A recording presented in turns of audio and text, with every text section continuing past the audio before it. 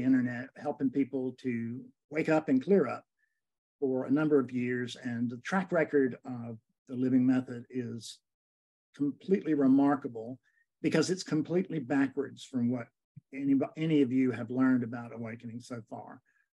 I'm not trying to wake up that unit that wants to wake up so badly. I'm trying to wake myself up, who's already awake. I'm just trying to get myself to notice it through that body over there, and it works very well. And what I found out at the very beginning of this, which would have been 2012, I guess, probably 2012. And what I discovered was that we had sort of been teaching this thing wrong, because most teachings will, in my opinion, I don't really mean wrong, because there's nothing wrong here. Everybody's doing what they should be doing. But I just noticed that the general pattern of teaching is to clear you up, clear you up, clear you up, clear you up. And then if you get lucky, then you actually will perhaps wake up somewhere along the line. What I've noticed is that it just isn't very efficient. It doesn't work very well. So what I usually do is I just wake people up first, and then we go, because I don't see a path to awakening. I never have. I didn't have a path, so to speak, not to awakening. I did for non-duality, but not for awakening. And so we just do it sort of backwards. We wake you up and then we clear you up as we go along. And with that little bit of explanation, let me get my thing on here and see who is first. And Mark McCudden, there's an old friend. Hello, how are you, Mark? Fred, good to see you. Good to see you. Let me get you on speaker view. There we go. How you doing, man? I'm doing well. Thank you so much. Very good. And I'm glad to hear everything went well with you. It did. Those who don't know, I had a surgery in January. I'll have another one this fall on my spine, one at the top, and I'm going to have one at the bottom. And it's been smooth as glass. So thank you. Good. I'm so glad to hear it. And thank you for the Satsang today, too. You bet. My pleasure. Now, awesome. How can I help you? Well, so I've been thinking about what to do when character mode kicks in due to like anxiety or, just things like that. Because I've been noticing that that's happened a little bit. So is that happening beyond your control? Mm-hmm. So is everything else. So. Well put. So the truth is, what to do when character mode kicks in is it's already too late. Right. What we have to learn to do is we have to learn to become very, very alert. And most of that comes from not even practice as much as it does willingness.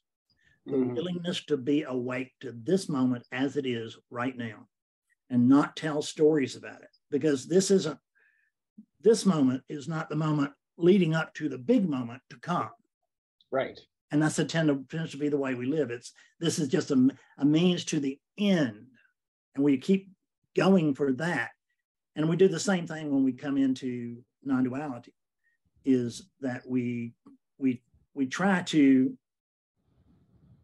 get to the end without ever getting to the beginning. We just skip the beginning. Because, I have to tell you, it's embarrassing, but when I used to follow Eckhart Tolle for years, and when I did, when I followed Eckhart, it was, I used to think that, like when he was talking about presence, for instance, that he was talking about, I thought he was like talking about some presence in the room other than myself. And, but if you investigate right now, in the absence of the Mark character, because there's not one here. And not only, we're not taking Mark out of this picture, there's simply never been one. Mm-hmm. It's just believed in patterns, correct? It's patterns, just happening by themselves. And what conditioning is, those are the latent patterns that are kicked up by the conditioning of the outside world. So you've got a you've got action and counteraction taking place, and most of us sleep all the way through it. Mm-hmm. And even seekers do, because when I was a seeker, my biggest hope was to wake up soon. Mm-hmm. Nobody ever woke up soon. You wake up now, or you don't wake up at all. I've been with people who've been doing this for 50 years, and this is really true. And their feeling was they were just missing one little thing. And I bet it's a whole lot of people in this room that are missing just the one little thing.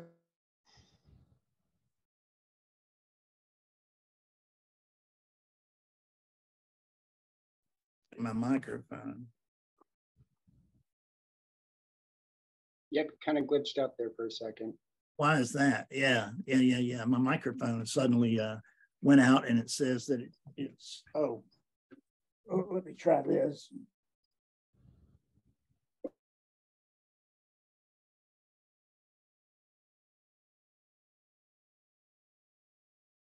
It has to be. Okay, it's back. And the good microphone is back now. Yeah, I'm glad to get that message. So I still can't see you though. It's like the screensaver. Okay, now I'm back. I don't know what's going on. You know, I never do that. So it's nothing like that's not new for this session or anything. I never know what's going on. But the beautiful thing about not knowing what's going on here is that it's impossible for me to tell my story, a believable story about what should be going on here. Mm-hmm.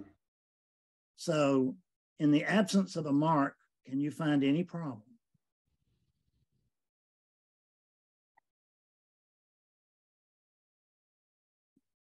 So problems belong to this imaginary character, mm-hmm.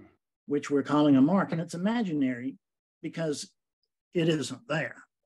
It's a continuous false reference, and we do it all day long, all of our lives.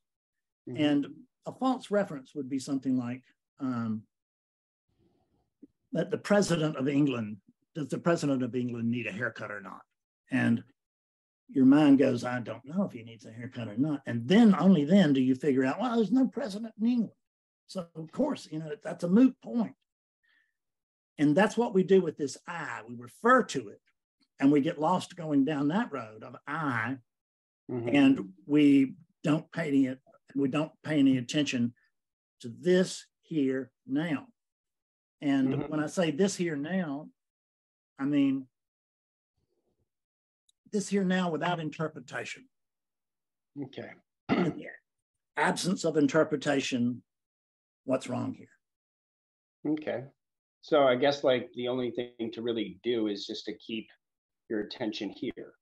That's the only thing you can do. And if you notice, what will happen is if you go into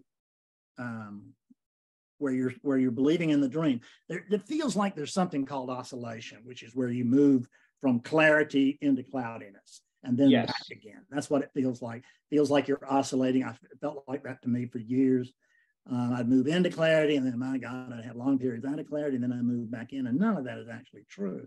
It's a sense of that. There's a sense of that, but the truth is that since the character, there's Fredness over here, they're patterns that y'all call Fred, and I do too, but there's no actually Fred in the center of it. Mm-hmm. So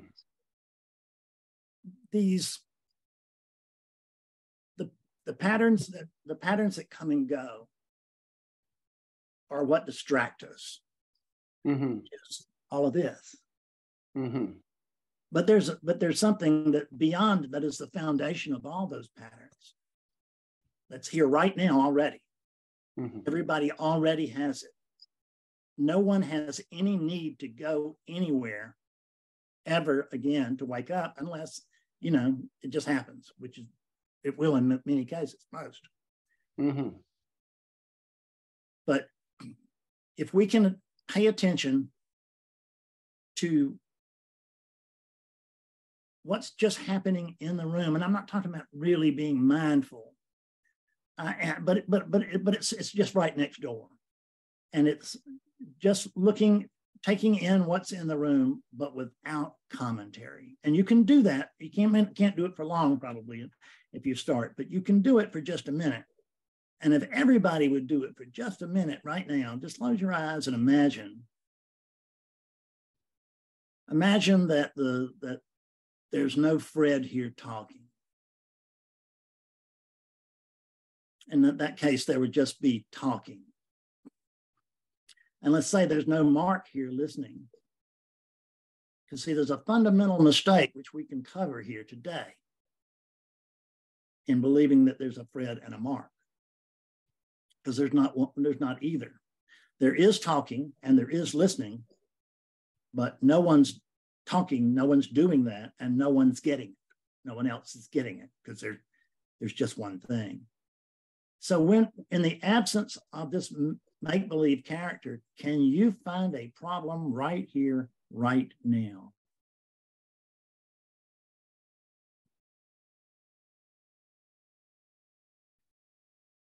I have to tell you, I cannot find a problem here right now. No, I can't. And I've noticed that now it just seems to move. Mm-hmm. Right? It always feels like this is a new now. Mm-hmm. There's just now. And the content, we witness change, and we call it time. Mm-hmm. That's the truth of it. We witness change, but we call it time. As the content of this arising goes in exchange for something else. There was no calculator in the story, and boom, now there isn't either. And you can think of it as everything sort of in all the objects in your life, you can think of them like they're on a conveyor belt. And they come into your life, they come into experience, and we experience them, and then they go out of experience. This house will not be here in 500 years. It may not be here in 50 years. Who knows? This unit will not be here in 50 years. I can guarantee you, and I have screwed up if it is. I'm not that attached to this old body. It's kind of wearing out, and I'll be ready for it when it's ready to go. So coming to recognize the character is what we can do by way of inquiry. And understand, when I say the character, it makes it sound like I'm talking about something, but what I'm really talking about is, as you say, a loosely connected series of patterns. Like you look a certain way, and you sound a certain way. I look like the guy on YouTube, and I sound like the guy on YouTube, and frankly, I am the guy on YouTube. But not at the core of things. That's the relative level. On the absolute level, there's just one. See, there's just oneness. So my question is, since there is oneness and only oneness, what is it that could ever come to notice oneness? Only oneness. Only oneness. That's the only thing that can happen. So this, you'll notice now that this is oneness talking to oneness. And that what are we talking about, Mark? Talking about oneness, aren't we? Because there's no one else here to talk, and there's no other subject ever. This is the part that we don't get. We don't.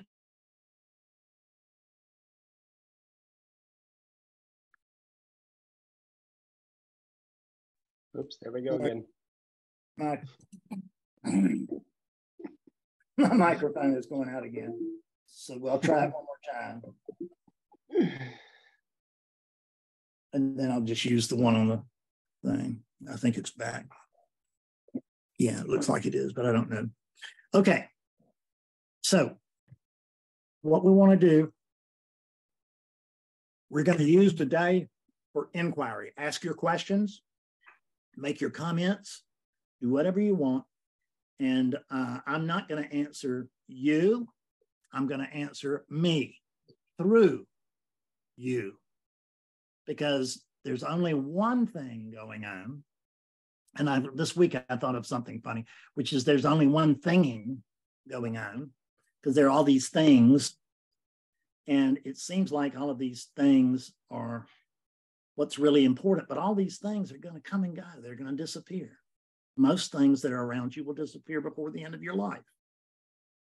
Some relationships will end before the end of your life. I had a client yesterday, had a cat died that had been with her 17 years, just killed her. But Duff came and went. I mean, that's just the way of it. And we are trying to get to a place where we can get everything arranged just right, the way we wanted it, and then we want to stop. But that's not the way of being. I always thought that being was some sort of noun, like there was being over there somewhere. And I thought that I could find that being, and I wanted to find that being. And what wanted to find that being was Fred. And I was looking to wake up an imaginary character. Now, you can't weigh an imaginary character. You can't measure an imaginary character because it's imaginary. And you can't wake up an imaginary character either. You have all surely heard the tales that the unit never wakes up, or they don't say that. They always say the seeker never wakes up. And yet there seems to be lots of people that are undergoing awakening experiences. So what's actually happening? So awakeness is realizing itself. Huh? Awakeness is realizing itself. Yeah, awakeness is realizing itself. There's no, and it's very easy once you really begin to get what I'm telling you right now. This is the math of one. It seems so very simple and really even stupid. I tell people to please bear with me while I go through these childlike things that are incredibly powerful. And I have had to teach the math of one. I've taught it to professors, to math professors. I've taught it to philosophy professors. I've taught it to theologians, because everybody is missing this math of one. And the math of one states very simply, 1 equals 1. So I'm looking for oneness. Is that possible? Just real quick, Fred, your camera is not on. God, all my mechanics over here. Thank you. I don't know what's going on. So I didn't want to interrupt you. No, you did just right. Thank you very much. You don't want to, I don't want to be looking at a black spot, and neither you don't want to be looking at some photo of me in the living room. So if it happens again, I'd appreciate your mentioning again, Mark. Yeah, no problem. Oh, here's a friend of mine. Judy Belasco just came in. She's a lovely friend. And there's Richard Columbini. Hello, Richard. How are you? We haven't seen each other in a long time. So given that it's an imaginary character, can an imaginary character eat a sandwich? Mm-mm. An imaginary character can't actually do anything because what? It's imaginary, right? Mm-hmm. So an imaginary character cannot wake up. But awakeness, the awakeness that we are, it can have an experience of itself, which will immediately be co-opted by ego. And it will say, as it said to me back in 1992, Fred just woke up. Isn't that great? And I guess, since I've been trying all these years and I hadn't had any success, and now awakening has happened, I felt like that kind of made me special. Although what I'd actually seen was that everything is the same, or everything is comprised of the same thing. In old Advaita, they would talk about gold, and you can have a gold ring or a gold necklace, or a gold bracelet, whatever. And you can go ahead and melt all that down, and you can then put it into a crown. But whether it's crown or necklace or ring, it's the same gold. It's the same substance. What we have here is we confuse oneness with sameness. And it puts us on a seeking path that never ends. And I need to stop here. And I could go on for the rest of the 2 hours, but then I wouldn't answer anybody's question. So right, thank you so much. Thank you very much, Mark. And it's good to see you again. You too. And hey, Betsy. She's here. She stepped out of this room for the moment, but she's here. I guarantee you. Thank you. Tell her I said hi. Thank you. I'll do it. So it looks like Elizabeth is that right? No. Yeah, Elizabeth. Please, your question, if you will, love. I'll get you on speaker view here.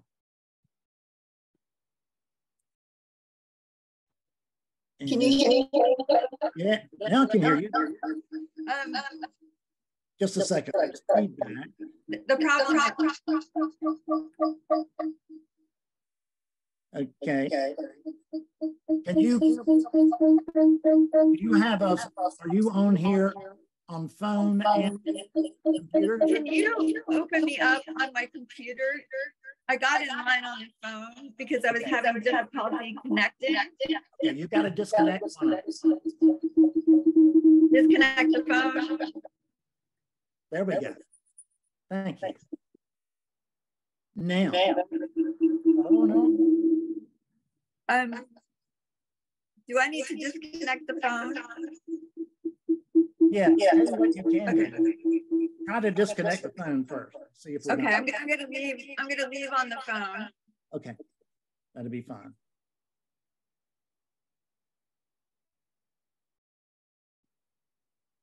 Okay, now say something and the camera will come to you, dear.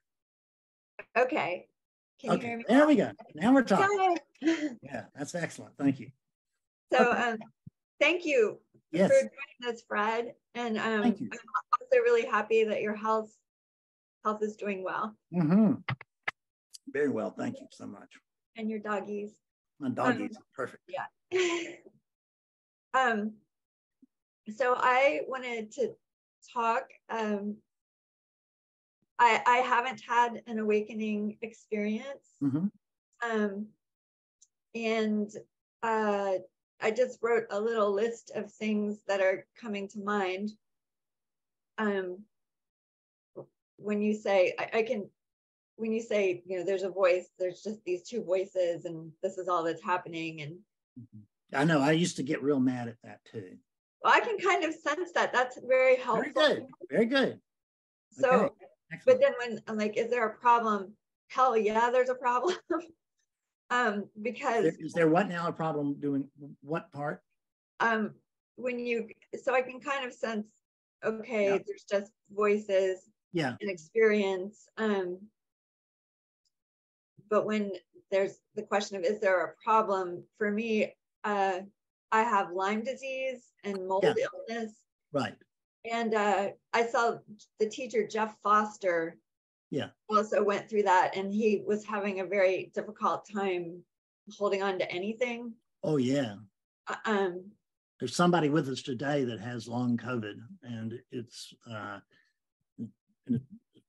he's had it for over 2 years now, and I feel so bad about that. And that is certainly going to make a difference. Now, but I see you in front of me right now. And most people don't end up here unless they're, I mean, really, even briefly, unless there's a strong pull to awaken. So do you have a strong pull to awaken? I do. It feels like that's the only, I guess also because my life has crashed and burned, that took me to Vedic thinking and non-dualism. And I don't really have an interest in, I've been through a lot of trauma. Yeah. A lot of,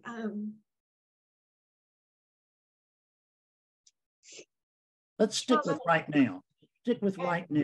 And right now you have a strong pull to awaken, is that right? Yeah. So would you be willing to drop your story if you could? Yeah, I'd love to. So when you say I'd love to you, and when you say I'd love to, What are you referring to when the word I comes out? This. So I can't. I don't have an experience of you. No, I don't. Who's that I? There's this packet of experience. Ah. That's my only reference framework. Mm-hmm. So when you say that that's my only reference, so it sounds like there's an I and a packet of reference, because that's my only. You hear the language? Yeah. And I promise you thing that you need to understand, I'm trying to really help you here. I'm not picking on you one bit. Okay. Yeah. Don't think I'm doing that. Sometimes this can get a little uncomfortable, but it's I'm doing this because I love you and I want you to have what is experienced here. Okay. So when you wake up in the morning and you get ready for whatever you're going to do, I don't know about now with Lyme, but you put on your shoes. Is that right? At some point. Huh? At some point. Okay, yeah. So at some point you put on shoes and you think, I put on my shoes, I need to put on my shoes, and now I've got my shoes on. Can you actually find something that feels authentically like the owner of those shoes? Yeah. Well, tell me about it. The challenge in telling you about it is I will use language like So the funny thing is I think I understand where you're coming from.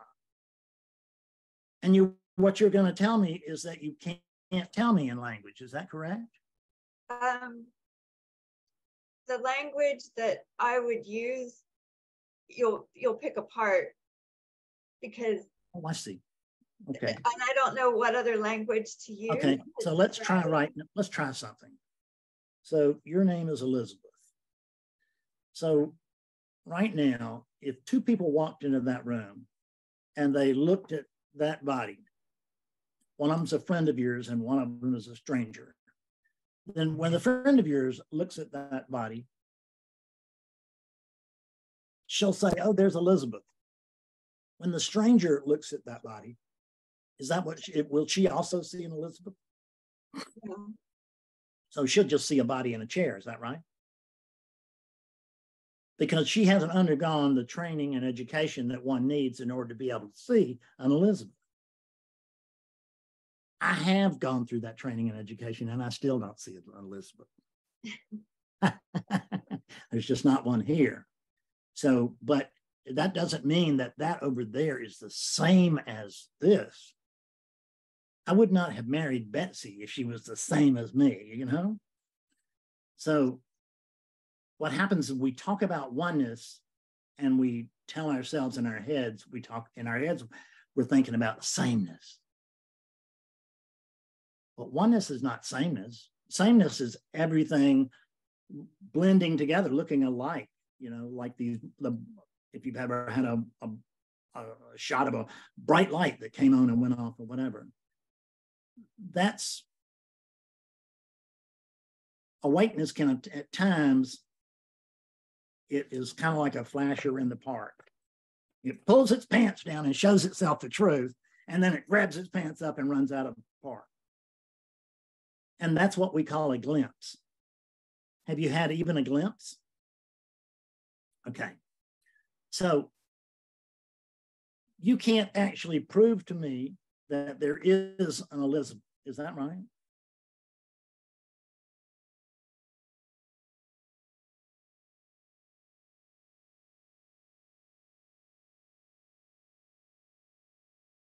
Not to you, because if you see just the gold. How about you talk to somebody else in the room? Can you show them can you prove to them there's an Elizabeth? How would you do that? Let's take my special case out of here. Well, if the other person didn't know or believe in non-duality, I would show them my driver's license. Yeah. I would tell them experiences that they don't have. Yeah. Another thing that trips me up is near-death experiences. And I've heard you talk to people and you know, you say you can't remember birth or before birth, but it seems like the way this whole process is described by a lot of traditions is that. Well, let's not go there. Let's stay right here. Okay, let's stay here today with you and not go to other traditions and this and that and the other, because we may be misunderstanding other traditions and think we know what they're saying and try to compare it with something else, and we don't know what either one of them is saying. And then we can't get to where we understand anything, because we'll just have everything wound up. And that's why we are. I don't know about now, I don't think it's that way, but when I was a boy, if you took the cover off of a golf ball, there was just a wonderful mass of rubber bands. And I mean, they were all just together and you couldn't pull them apart for anything. You could pull one, but it would like be this long or something, and you couldn't get them apart. And that's the way we are with spiritual teachings, because these teachings have never been widely available the way that they are now. You had to travel through the jungle. You had to desert your family. You had to go to the jungle or the desert or the mountains or someplace to find other people, a few other people who felt sort of like you did. And you could then get with them and maybe they could help you. But as it is, I mean, all you have to do is go to YouTube and boom, you've got some version of non-duality, the hundreds of teachers there. And all you have to do is go to the bookstore. And you can get, depending on where you live, you can get loads of books, but even the smallest place is going to have The Power of Now or something. So we're actually overwhelmed with information. And what I want to tell you is something very keenly. This is not about information. Anybody who came here today to get the secret information that they need in order to wake up, until they come off of that idea, they will never wake up. Because it's not about information. What it is, what I noticed in 2012 was that it wasn't about, because people started waking up around me spontaneously. And did I say 2012? No. Yeah. 2012 is the year I wrote Beyond Recovery. This was earlier than that. So 2010. I woke up in 2006 and then I was confused for a while. And I stayed confused, but eventually got out of confusion, which is what I'm trying to help everybody here avoid. And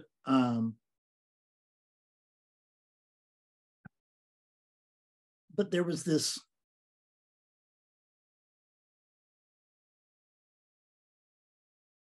I had the whole thing screwed up. And without going into it in detail right now, trust me that you do have, you have it too. Can you trust me on that? That I'm awake. That you don't understand what's really going on here. Oh yeah, I don't understand what's going on. Perfect, I don't either. So we're on the same base there. So, but it's hard to say that to some people. It's hard to say, I don't know what's going on. But I'm so lost, I don't know what's going on, and I don't even know what it is that doesn't know what's going on. And that's, so it may sound scary, but trust me, it's not. Can you trust me on the idea that you have to learn something other than what you have learned up to now? You have to experience something other than what you have experienced up to now in order to wake up. Because something new has to happen, doesn't it? Has anything else worked? No, although I have to say, because I've had Lyme for 30 years, so meditation, being able to follow instructions and disciplines, the best I've done is with Qigong, but that's really been more working with the energy body. And even though the Qigong traditions I've been involved with have enlightenment as the goal or even the basis. This teaching has that in common with that. It has it's not about practices. You don't need to, I mean, if you need to practice because you can't not. But I used to practice a lot, and then I just gave it up, recognizing I can't seem to get anywhere with this. And I noticed that once I recognized that I didn't feel the desire to practice a lot. And then I noticed was that I woke up. Because when I was practicing, I was really practicing to try to get the body in the condition that I thought that it needed to be in order for awakening to take place. So practice was sort of like a building up of something, or it was creating a reserve of clarity or something like that. It just isn't the way it works. Right now, let's go back to the question. Can you prove to anyone that there really is an Elizabeth? Does the driver's license prove that there's an Elizabeth, or does it prove that there's a body that has driving privileges?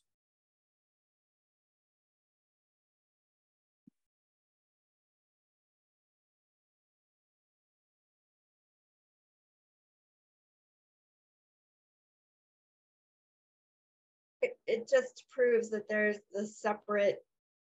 Yeah. Can you do that? Can you do that? There's the different piece of jewelry. So if there's I can't prove that I'm not made of gold. Okay, I'll take that. So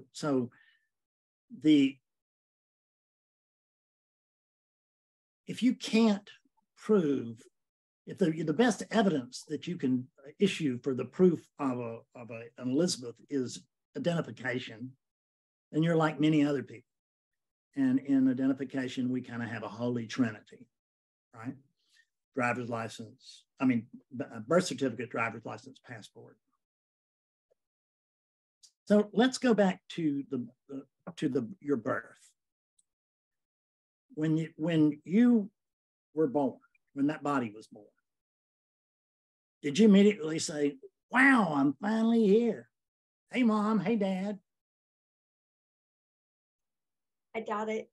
I doubt it too, 1,000%. So what really occurred was there wasn't a thought, and you weren't putting anything together. There was just a sense of, well, there's just really awe and wonder, isn't there? Isn't that why we love to look at babies? Because we know they're there. It's just awe and wonder. Because you didn't know what anything was, did you? Not that I know of, but not that you know of. But I was gonna say I know people, or I've heard stories of people talking about what you can prove. Listen, I'm trying to give you the opportunity. I'm giving you the opportunity. It's a very good opportunity to wake up, but you've got to get on board with me. And bringing up. I can prove it. I don't have no memories. Right. Until probably That's 2. it. Right. Yes. That's exactly right. So what was going on when birth came and there was no sense of separation. See, there was no sense of me. And I worked with psychiatrists and psychologists all over the world. I really got a handle on this. And there's no sense of me and other. Because without a me, there can't be an other. And without an other, there can't be an other without a me. That's duality.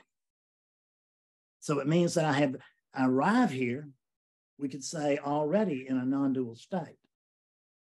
It's not being processed by the tiny brain and the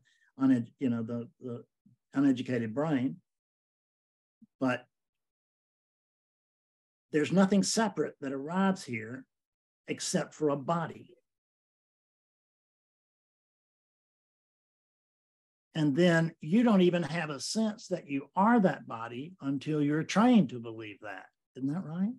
Don't your parents start out by using comparison and say, Mommy, Elizabeth, Daddy, Elizabeth's room. Then it gets where Elizabeth's got a dog, and Elizabeth goes to school, and it's immediately you start out with maybe she doesn't want to go, and then suddenly it's my teacher and my school and my books. Isn't that right? Yeah. So it's not that we have to believe that we are some separate thing. It's just that we do believe it. But we can begin to question that. And then you can begin to question, how come I can't wake up no matter what I do? Well, perhaps the mind can't free the mind. And what we do is we get stuck in our minds. And we expect to get freedom from this thing. And we can't. You've got to see something that you haven't seen before. So, did the identification prove that there is an Elizabeth, or did it just prove that there was a unit with driving privileges? Yeah, unit with driving privileges. Unit with driving privileges. Looks like that. But when I look back on when I got my driver's license, I only got it because I already had a birth certificate. And I took that to the highway department, and my mom and I signed up. But let's go back to the hospital for just a moment, to when that body was born. And let's go invisible so that we can see everything, but nobody can see us. And we're going to go back in so-called time. And we're going to visit the delivery room where you were born.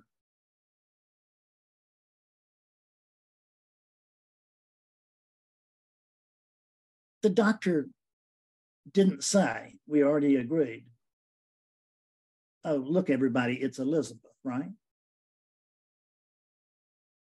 And why was that? At least one reason the doctor didn't say that was that the doctor couldn't see an Elizabeth. What the doctor could see was a baby.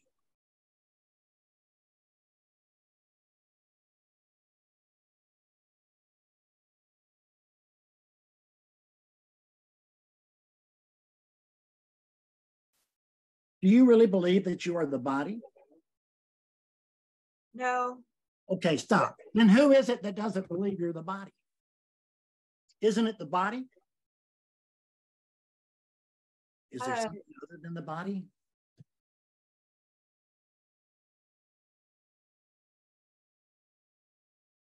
So I don't have an experience of this, but from near-death experiences and people who remember reincarnation, I assume there's a non-tangible piece of jewelry that goes somewhere when you die, comes from somewhere when you're born. But you're alive. You don't actually know these. Mm-mm. I don't either. I mean, I'm alive. I can go into after death if you like, because I got a pretty good story. But I'm alive, and everybody I've ever talked to about after death has been alive. And if you're alive, you can't teach me much about after death. So, because you got to be dead yourself. And the idea that I was dead and now undead, that's good for vampires, but it doesn't work for me. So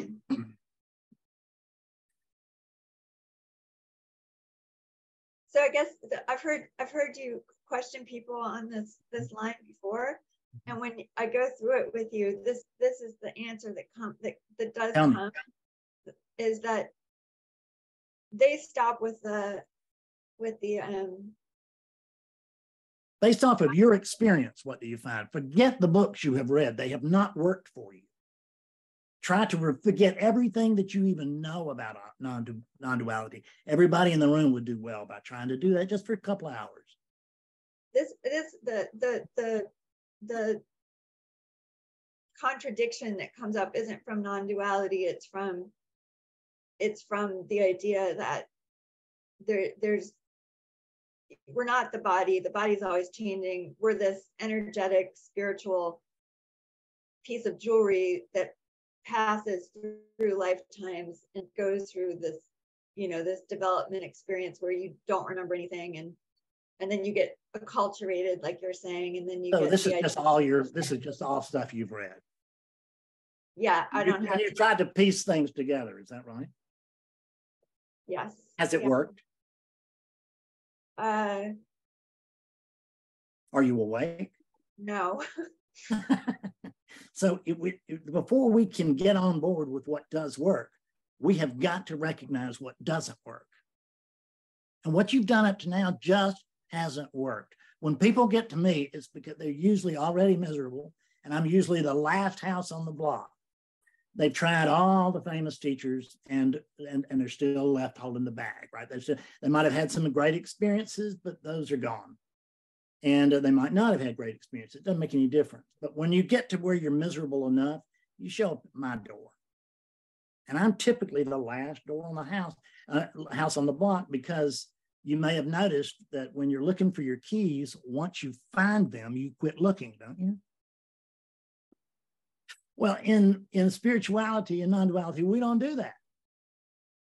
We've got our keys the whole time that we're looking for our keys. Because the problem, you said, it's not a problem with non-duality. It never is. It's a problem with introducing duality. Okay, let's not talk to the person that's talking, please. That's what I'm here for. Thank you. So, if we need your help, we'll let you know. So, you can't prove that there's an Elizabeth, can you?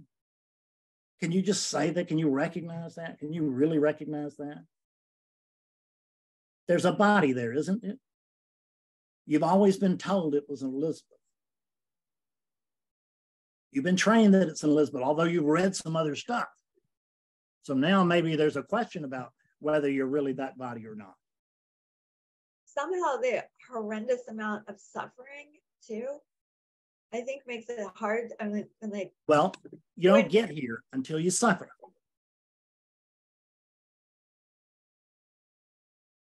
I'll tell you what I'm going to do. I'm going to move on for right now. I'll come back to you if you begin to feel like that you're beginning to get what we've already talked about, okay? Because if you can't get that, we can't go any further with it. When you say get that, you mean? The math of one. The math of one. If there's just one thing going on here, and I'm stating that that is the truth, that is my living experience. So if that's true, which it is, then what am I talking to? You answer it. Yourself. If it's oneness and only oneness, what am I talking to? You're the one thing. Yeah. And if their oneness is only oneness, what's talking to me? The one thing. Yeah. And what are we talking about? The one thing. Because there's nobody else to talk, and there's no other topic ever. You got a lot of units trying to wake up other units. It won't happen. You got a lot of characters trying to wake up other characters. That is not going to happen. There are some very good teachers out there, and some of whom I love and admire. But generally speaking, I think about 3% of non-dual people probably, I mean, I'm just pulling this number out of a hat, but a great percentage of people that enter non-duality do not enter, don't even wake up, much less a abidance. And what I want to tell you is that over the years, that percentage has been exactly reversed over here. There are people who do not wake up in awakening sessions, but there aren't many. And I've done hundreds and hundreds and hundreds of them. I just got a note this morning from a guy that I helped wake up yesterday. And he said, God, it's just so great. Thank you so much. He's just so grateful. And he didn't have any more information than you did. Hopefully you had less, but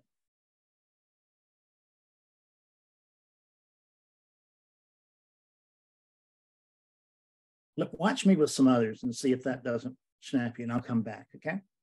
Thank you so much, Fred. Yes, you bet. My great pleasure, Elizabeth. Okay, Helen Peterson, come in, please, love.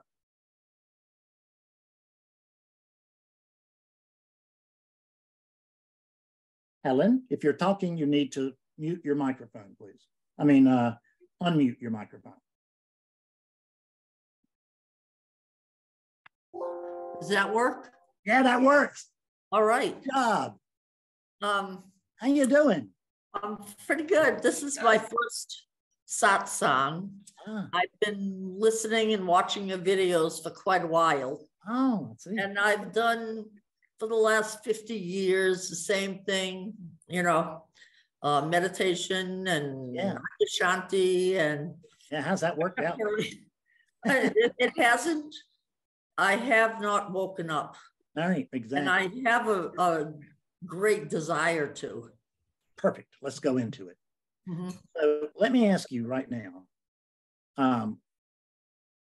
I'll call you Helen. I don't see a Helen, but I'll just call you a Helen because it's convenient, right? You can call this one Fred. Everybody does. So let's go back to the two people in the room. We've got two people in a room and they're both looking at that body. And one's a friend of yours and one's a stranger. When the friend of yours sees that body, then it goes, "Hi, Helen. Good to see you, Helen." Does the stranger see a Helen?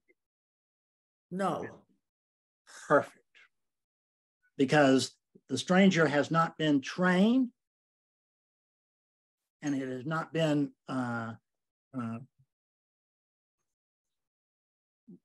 it's not been trained and educated to the point where it can see a Helen. You know how that training and education happens? Happens real quickly. But the point is that right now, when we're looking at it from this standpoint, there is no Helen there. One of them can see a Helen, but all they can really see is the body, the same thing the other one can see. Right. So if the one that can't see the Helen, it's because she didn't bring one with her.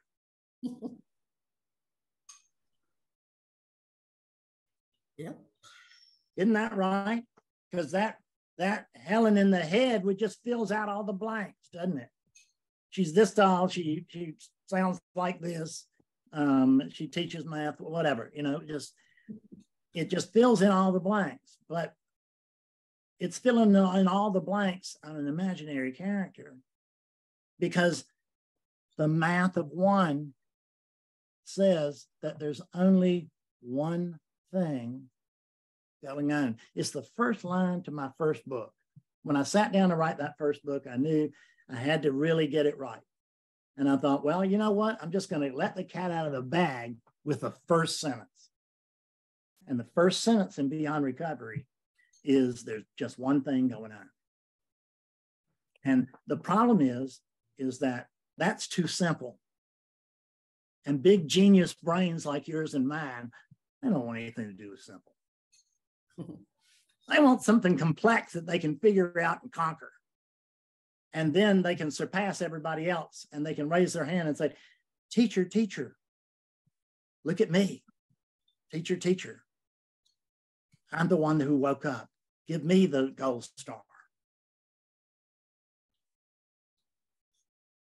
But who's there? Who's there? Can you prove to me that there's a Helen right now? No. Perfect. So you can see it right away. So you can see that there's not. So your driver's license or your birth certificate talks about a Helen. That's sort of the beginning of documenting the story of Helen. Even though there's no Helen, there is a story of Helen. Mm-hmm. And what it said, but when the doctor looked down, all he could see was a baby, isn't that right? Right. So the doctor could see a baby, but he couldn't see a Helen. Is that correct? That's right. So which one, from this perspective, which we both agree on, so which got here, arrived on our planet first? That unit or Helen? The unit. The unit got here first, didn't it? Oh, yeah. So no matter what that unit is, it cannot possibly be a Helen. Right. Because it got here first, and then it was tagged with Helen. Right. But that's kind of an aftermarket thing. I know, because I just had a new great granddaughter. Yes. She's only 3 weeks old, so, but now she's Alina. Now she's Alina. But if I just looked at the baby, I would just see there's a baby. A client of mine had a baby, and he and his wife had a baby yesterday. They sent us pictures. Beautiful. I was looking at a nice little lump. Yeah. It was a pleasant little lump. It was smiling, right? But they had already given it, and he knew. He said, "I've already given it a story." So, and they'll groom that story. And it's not that they shouldn't. That's what people do. It's, you were raised just right. Your parents taught you to be that unit. But raised just right or not, there's something a little off over there. And all your life, you've just kind of wondered, is this it? Is this really it? Is this all there is? I mean, we just work and work and work, and then we die. Is that the beginning and end of it? I mean, what's it all about? And this and that and the other, right? Right. So there is something else here. It's here right now, but it's just not recognized. So a driver's license, I got my driver's license by presenting my birth certificate and saying, I'm Fred Davis, here's my mother, I'm 16 today, they gave me a driver's license. I got my passport by saying, look, I've got a birth certificate and a driver's license, and I want a passport. And you give them the right ID, they give you a passport. But there's something in law called the poison tree the poison tree example, which is where if in a chain of documents, any single document is false, then the rest, all the documents that follow that will be false as well. Because the first document that's false is the poison tree, and everything that comes from it will be the poison fruit. Yes? Mm-hmm. So let's look at this. The birth certificate that you have, I have a copy of mine here at the house. And it says that Fred Davis was born, and that he was this many inches, and that he weighed this many pounds and this many ounces, that he had brown hair, brown eyes. So far as we know, here are the parents' names. We're sure of the mother. We're agreeing about the father, but we don't really know. And so was the birth certificate about Helen, or was it about the unit? It was about the unit. It's about the unit. Mm-hmm. And what that birth certificate actually states is that on this day, at this time, to these people in this place, a 7-pound, 2-inch unit, a 7-pound, 20-inch unit was born. Mm-hmm. And then, I mean, the doctor may have already left. I had plenty of people that were not named on the day they were born. And I had a number of others who were named one thing on the day they were born and changed it, and the parents changed it later and said, you know, that Nancy looks like she might be going to grow a beard. Maybe we need to look at that. Right? So we change it afterwards, because it's just the change. It's just a pen stroke, isn't it? Yeah. But our whole life surrounds this one pen stroke. Because what's the one thing, you don't want to know what the one thing was that I never doubted, that I never questioned in all of my million questions with non-duality and all of that, is I knew the one thing I was absolutely sure of was that I was a Fred Davis, and that this is what a Fred Davis looks like. I was absolutely sure of that, only it wasn't true. And I never decided that that was the truth in a sense that I learned it on my own. I was trained to believe that. For my own good, but I was trained to believe that. So actually we have a unit now that has an aftermarket name. And now the body will go, the unit will go, and it will live a life. And it will get other forms of identification. It will get degrees. It will get partners in life. It will get jobs. It will get this. And the story just goes. And whose story is it? It's Helen's story. It's all about Helen, but it's not.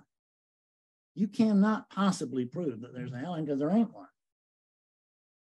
What there is there's a body that's mistakenly, that awakeness is mistakenly believing that it is. Mm-hmm. What is awakeness or awareness? Most people would use. I just like awakeness because then we're not sure what we're talking about. I kind of like that unsure thing. So there is only, like, let me ask you this. What can you find outside of awareness right now? Nothing. Nothing. Mm-mm. You can't even find anything outside of your attention, can you? No. No. You can't find anything outside of awareness. So just for the fun of it, tell me, how many awarenesses do you count? Just one. Just one. So there's one awareness, and actually we can't find anything outside of it. Can anything exist outside of awareness? No. No. Because there has to be a witness. There has to be witnessing. Doesn't have to be a witness, but there has to be witnessing.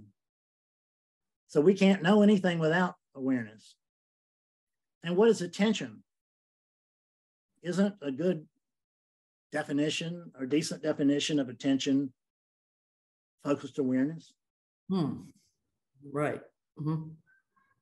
So let me ask you a question. What is your looking to when you look around the house? If you lost something, you lost your shoes or your purse or something, isn't it always your attention that finds? Isn't it always your attention that finds what you're looking for? Because right. you look for the lost key. And you're looking in specific places where you think they might be or whatever. Yeah, you bring your attention to that specific place, don't you? Yeah. What's the one thing that attention never, ever pays any attention to? The one thing that never pays attention to. The awareness? Yeah, itself. Uh-huh. Until it comes here. Mm-hmm. And then through some tricks I've learned over the years, I take attention, and basically you and I together, we bend it around backwards until it can't not notice itself. So the truth is it's just like St. Paul says, St. Francis of Assisi. When St. Francis woke up, what he told all of his disciples in order to help them try to wake up, I don't think they did, but they might have. But he gave them the key. And I'm sharing it with you right now. And what he said was, what you're looking with is what you're looking for. And what were you looking with? Attention, which is what? Focused awareness. So do you notice that there's a dog been chasing its tail, that awareness has been looking for awareness for 50 years? Right. You see this? Awareness has been looking for awareness. Yeah. That's exactly right. How long can you think awareness can look for awareness and not be successful? For a long time. For at least 50 years.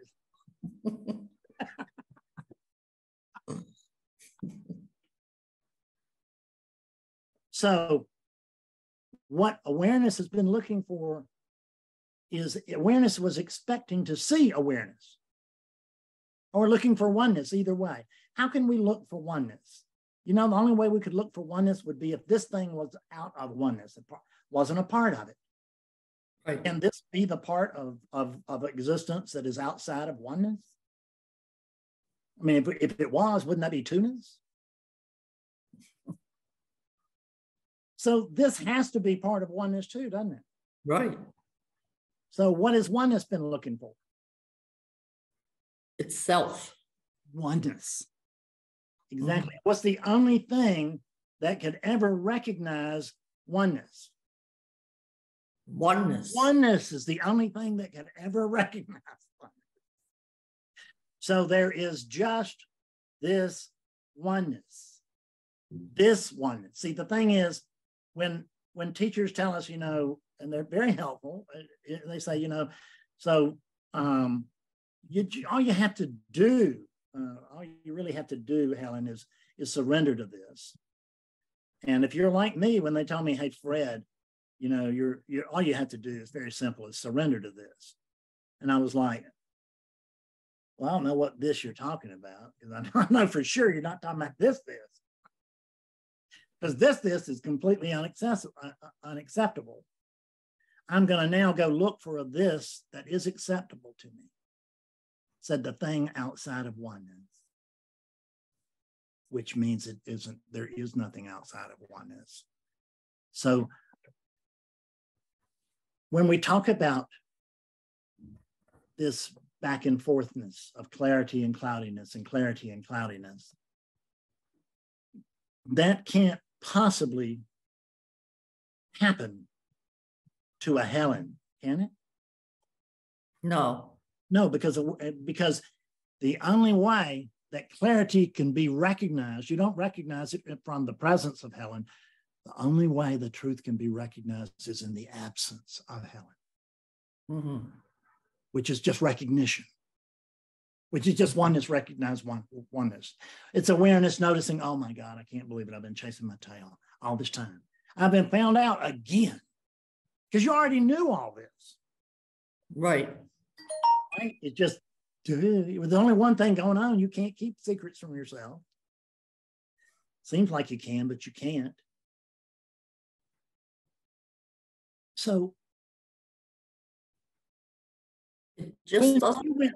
Excuse me, go ahead. It just hasn't become my awareness yet. It has. Oh, it needs to become your awareness. Who's talking to me? Oh. Do you have awareness, or does awareness have you? No, awareness has me. So the statement. I mean, awareness, yeah. I just haven't realized. Haven't realized the oneness yet. I don't think. Yeah. So, and do you notice that Helen never will? Yeah, I guess that's true.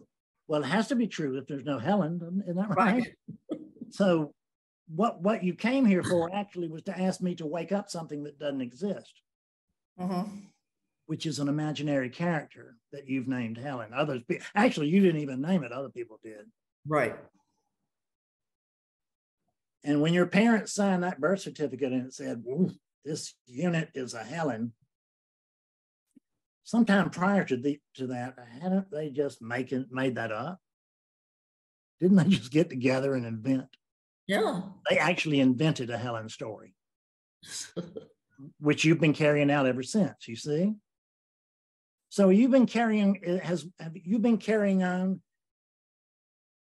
a loop? Have you been in a loop awareness? Have you been in an endless loop? Because awareness is looking for awareness. It's only one thing. So the one thing's been looking for the one thing, hasn't it? Yeah. The one thing could look for the one thing forever, couldn't it? Without finding it. Right. And we know it can do it for 50 years. I found out in only 24. I'm a quick study.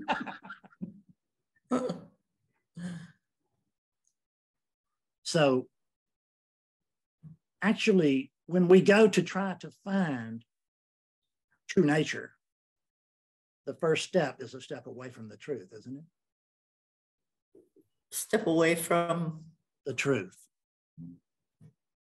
If you go to find true nature, aren't you stepping away from the obvious truth of what you are? Yeah, because you're trying to find something that you already are. You're not noticing what's here. You cannot find truth. You have to stop. You cannot find truth because it's not hidden. This is it. And it's brought many, many, many things together there. So don't think, okay, now I got it, right? But that's we have to start somewhere. And this is where we're starting.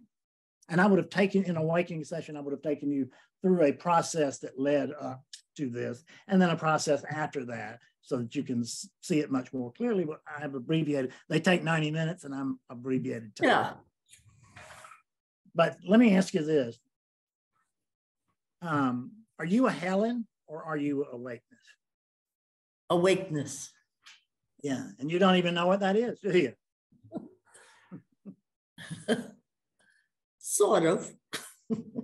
Yeah, right, but you can't say. No, just consciousness. Yes. So, and the truth is that what you really are, it's prior to language, isn't it? Yes. Yeah. That's the thing to notice. So how come, because I can't even tell you the truth. I can take you very, very close and you can jump off, but I don't have the power to wake people up. I have a great deal of influence, but I don't have that power. No one does. The one that does doesn't utilize, so to speak. The one is except for, sometimes, I mean, because I do have clients where they were walking down the street one day, never been spiritual seekers, walking down the street or sitting at their desk, and all of a sudden, boom, the truth just unveiled itself. And they went, oh my God, look at this. There's just this, all this commentary I have, all these labels that I have to this. I mean, right now, in the absence of language, do you have any idea what's going on here? Do I? Not in the absence of language, no. Not in the absence of language. You can't say what this is because you don't know. Right. So language comes after consciousness. And consciousness only pops up when it has a unit to operate with. It can be a dog unit, doesn't make a tree unit, but there has to be some kind of vessel, because awakeness is what's prior even to consciousness. Mm-hmm. So we could say that, just for the fun of it, we could say that noneness is having a oneness experience, right? Which is having a Helen experience, Right? Right? And why? Because then it can see, it can fall in love with itself. It can experience at last. In the absence of consciousness, there is no experience. Right. There's nothing. Just void. Mm-hmm. And I hear people that tell me, well, I visited the void. And I just want to tell you, my first word to them is always, well, it wasn't a void when you were there. So I have visited a construct and called it void. I might have even actually experienced something, but it can't really be. This is not something you can find. It's only something that you can be. Awaken, because this will be good for everybody in the room. So go through this with me. So your awakeness, don't you? Yes. Yeah. So, and it's awakeness that knows your awakeness. Is that correct? Right. And it's awakeness that knows there's no Helen. Isn't that right? Right. And actually, wasn't it always before? Wasn't it Helen that knew that there was no Helen? Before this conversation.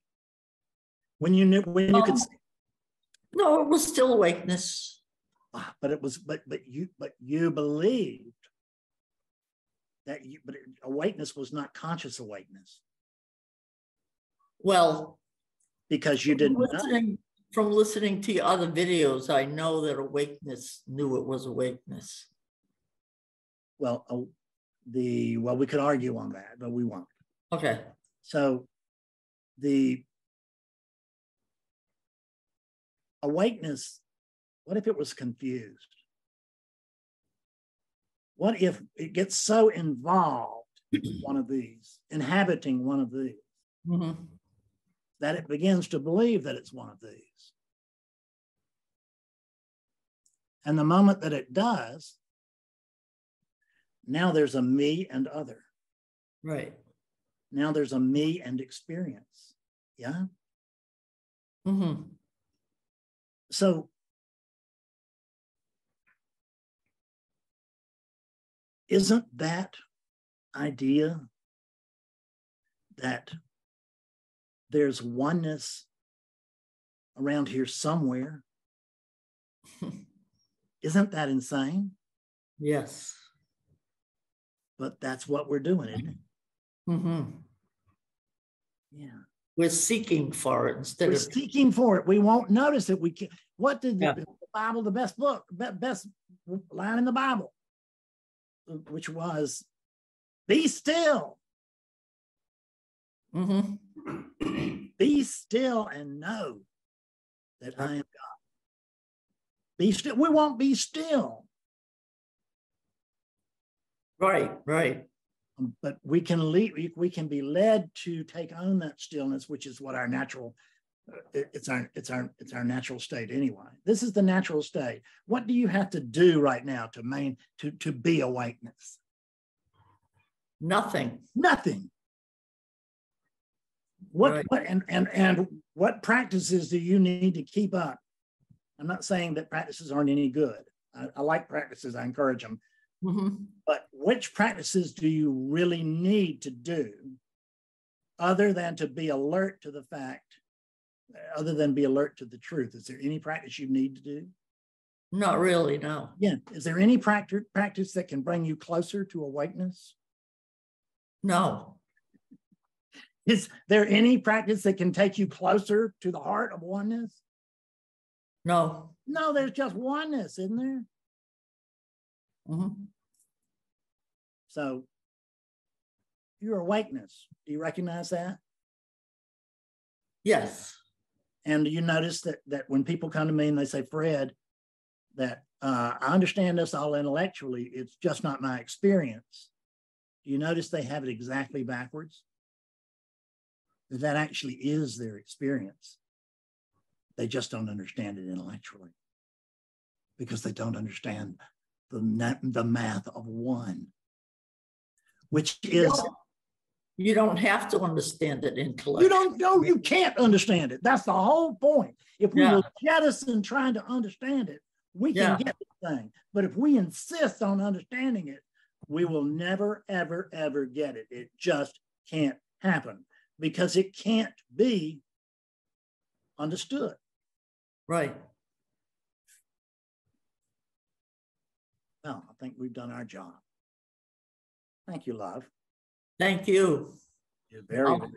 I'll talk to you again. That'll be very good. I'd love that. See you soon. Thank you. Come to Satsang tomorrow. We'll send you a link, okay? Okay. If you can, you come. All right. Eric Kaufman, come on up. Yes. Hello, Fred. Hi, Eric. Good to see you. Likewise. Thanks. What can I do for you? That's a good question. I want to give you a sense of oh,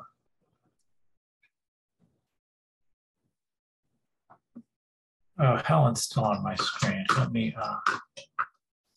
see if I can see you. Mute your mic, please, dear. Oh yeah, that's probably what's up. Yeah. When I sit in silence, there's just awareness. So who's sitting in silence?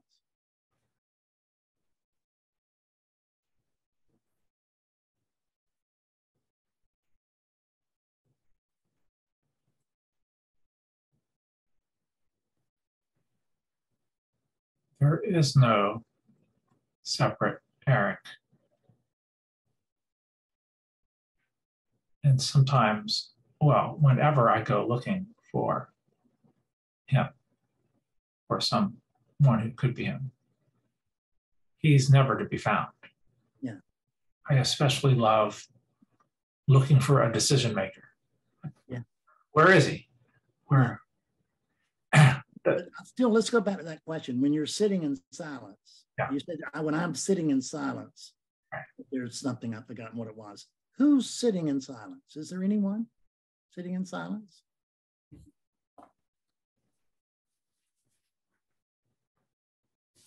No. No. There's just silence.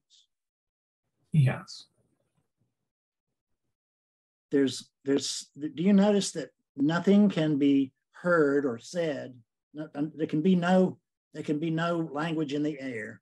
There can be no jet planes in the air making noise or anything like that. That noise is actually built upon the platform of stillness. It's built on the platform of silence. And tell me, what is the difference between stillness and silence? No idea. Me either. I can't find any difference. I believe that stillness and silence are two words for the same thing. Two words for different experiences that the one thing is having. But it can feel like that Eric is all freaked out. I'm not saying it does. I'm just saying it could feel like that Eric was all freaked out, and then Eric would sit down and meditate, and Eric would feel much better. Yeah, I want to talk about that. See, I know better than that. I really think you do. Yeah. But 99% of the time, I'm walking around in the story of Eric. Correct. Okay, so let's just notice that you purport to know that there is no Eric, and I will agree. You know there's no Eric, don't you? So who is it that knows that? That's always the problem, every time. I call this the bubble of self-reflection. Everybody that's ever come to me has been in one end or another of it. I know that there's no Eric. Who's the I that knows there's no Eric? Oh, it's Eric that knows there's no Eric, and that doesn't count. The only thing that counts is when awakeness recognizes that there's no Eric. So prove to me that prove to me that there is an Eric right now. Can you? I can't prove anything to you. You could prove a lot of stuff about that body, couldn't you? Sure. Huh? Sure. Okay. Yeah, you could bring out documents, you could bring out old photos, you could bring out, and you could make up a history for that body, couldn't you? Sure. And that's actually what you've done, isn't it? Right.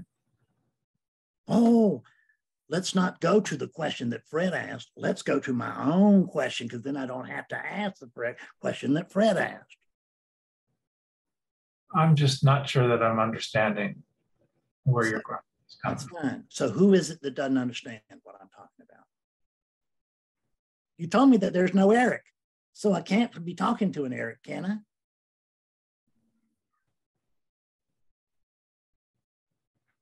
You're still trying to wake Eric up. You know there's no Eric, but you know it in the sense of a unit knows that it's picked up the language and it's done experiments. You may have had glimpses. That's fine. But notice that that glimpse was a glimpse, that it came and went. Exactly. That does not come and go. That is hitting the nail on the head. Exactly. So what it is that sometimes to people, especially people who are in non-duality, this is the best method. This is the best method of waking up in the world. It's still not great, but it's best that there is, best we got.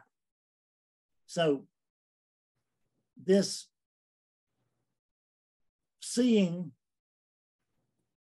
there's a suspicion that Eric is not really awake. But we can't actually prove there's an Eric, can we? Whenever I have to say I, because I don't know how to not. Well, wait just a minute. Well, that's fine. You can say I, but who are you talking about?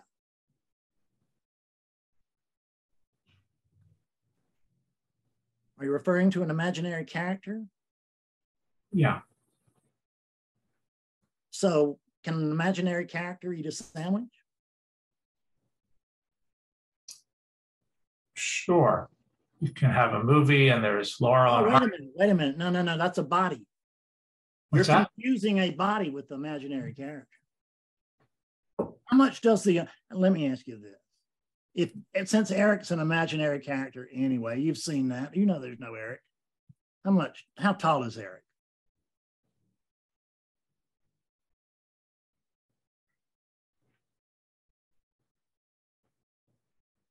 The body that people call Eric is about 5'10½". So you had to reference the body. I didn't ask about the body, I asked about Eric. How tall is Eric? Well, there is not an Eric. Oh, there's not an Eric. I see. So Eric doesn't have any height. Is that true? That's correct. How much does Eric weigh? Same answer. And how much volume does Eric take up?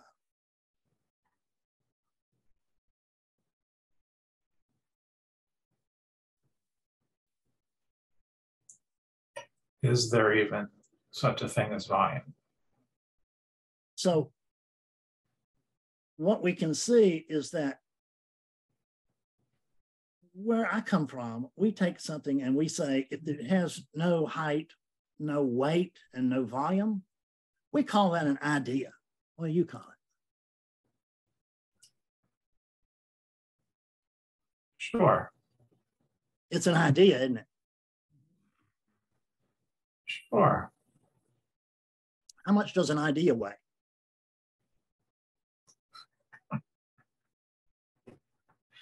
Yeah, less than a feather. So is Eric something that you were talking, there's no Eric. So what's outside of oneness? Nothing is outside of oneness. Okay, so is Eric inside oneness?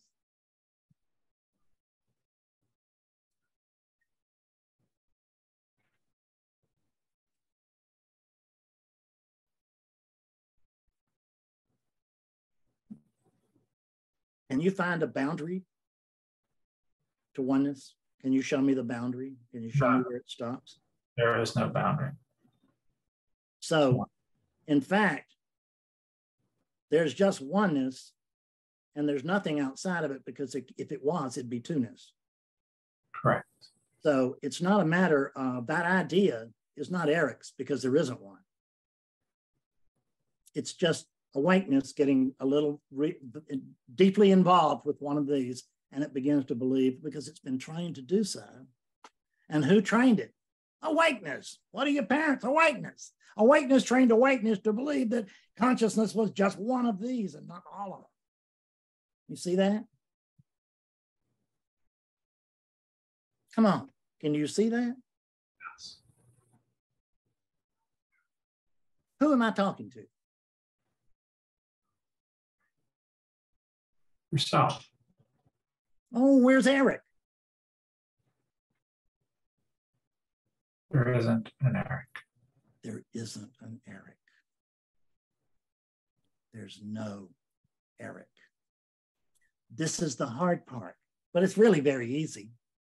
People don't want to give up the idea or recognize the truth that there's.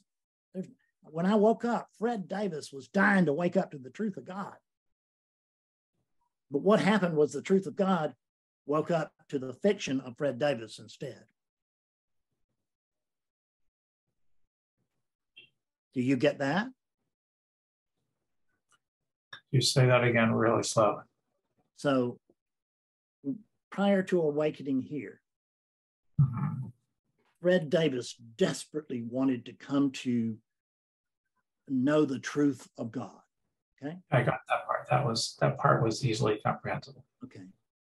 But what happened instead was that the truth of God, or the truth of the universe, or consciousness, whatever you want to label that, is that actually what happened was that consciousness came to recognize the fiction of a Fred Davis. Because there's not a separate Fred Davis here, is there? Yeah. Can we unpack that recognize? Well, no, because you want that explained and it can't be explained. You either see it or you don't. I see it and then I forget it 99% of the time. Yeah. So stop with me for just a minute. Who forgets it? what happens is the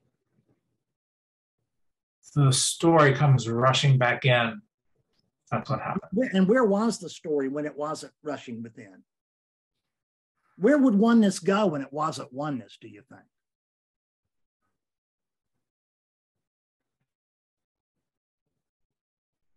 Well, oneness can't go anywhere. Oneness can't go anywhere. So what happens is that during moments of clarity, what you're recognizing is that there's no Eric. Correct. And then the first thought, not just for you, my friend, but for me, every unit, it was for me, not now, but it was for me and every other unit that ever lived on this planet. The first thought is always, once we've got a name and we're used to that training, the first thing we're going to know is that I'm an Eric. And the moment that I know that I'm an Eric, the second thought will come. It's the second thought that comes to everybody. It's automated. You don't have to do it. I know I'm a Fred. And now that I know I'm a Fred, I can see there's something wrong here.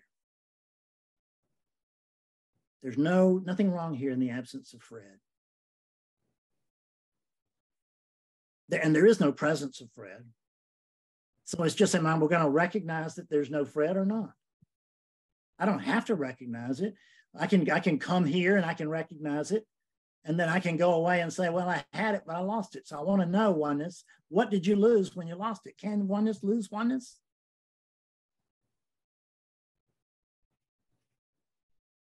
Don't think on these things. Just go to it. Can oneness lose oneness? No. No. So you haven't lost anything, ever. What you do is you believe thought. And when you believe thought, thought is it stands as the foundation of the invention of an Eric or a Fred or a Betsy. Exactly, yes. And once there's an Eric or a Fred or a Betsy, we just notice that the world is supposed to be about this one, and it's not. And 8 billion human beings just on this planet. Each one believes they're the center of the universe. Which one of us is right? Is there a center to oneness? No. No edge, no center. So this is oneness. It has to, and it's just like this, isn't it? Hmm. Is it possible for this to be any other way? No. Is there any alternative to this? I don't see one. There's just this as it is. Isn't that right? Yeah. That's right. So you go in and sit with this.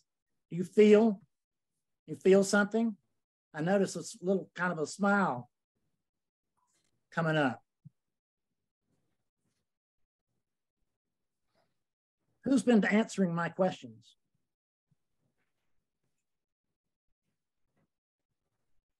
Don't think long and hard. Tell me. Nobody. Huh? Nobody. You're telling me goodbye?